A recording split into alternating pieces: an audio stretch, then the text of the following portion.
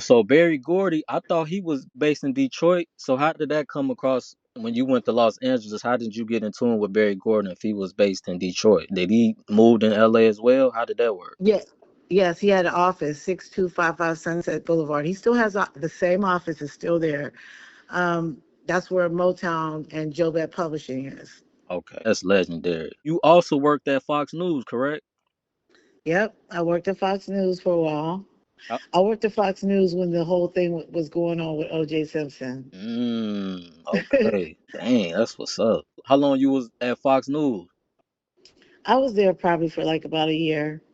Okay, for a And then year. I wanted to move on because I wanted to, at that point, start getting into acting. Right, So exactly, exactly. So before we get to your acting, so you started working for the late great rapper Heavy D as a personal assistant. I sure did. How was that? Rest in peace to him. How was that? It was great. I started working with Heavy when he was doing the album Blue Funk. I actually met him through Mr. Gordy because we were doing Motown 30. So he Mm, was one of the acts that I had booked for Motown 30. And I used to see him out at clubs sometime. And after Motown, we became cool. And he said he had a job offer for me. So I was like, okay, well, let me see what's up.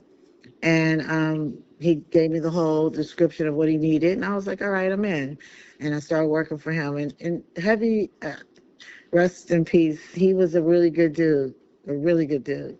no, fact. So after that, you started studying with acting with Coach Al Garino. Yep. Okay. He passed away too, and he was good. He stayed on my bumper. He was really good. I wanted to add this in here too. Michael Bivins. I met Michael Bivins when I was working at Motown, and he tried to get me to quit to come work for him when he started his label. But his label was new, and I was like, he was just getting another bad creation, and he had Boys and Men. I was like, do I really want to leave Motown to work for him?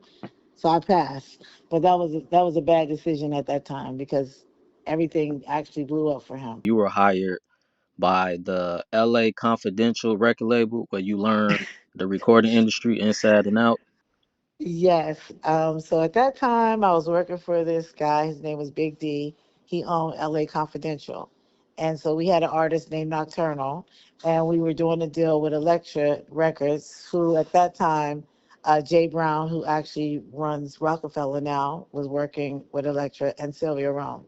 So we did a deal with them. Okay. That's what's up. So, Gosh, you went to the crates on that one. yeah, we got to do your research. You went to the crates on that one. So, how was it working with record labels and agents and stuff like that in the industry? How was that? It was interesting, but at that time, it's funny how things have changed so much. I remember being at the round table with Sylvia Roan, and Dee was before we went to the meeting, they wanted to know how much money we needed. I know they don't do it like that anymore, Okay. but we put that number out, and they was like, yes. Okay. So things are totally different today than they were at that time. I think that was in 2000.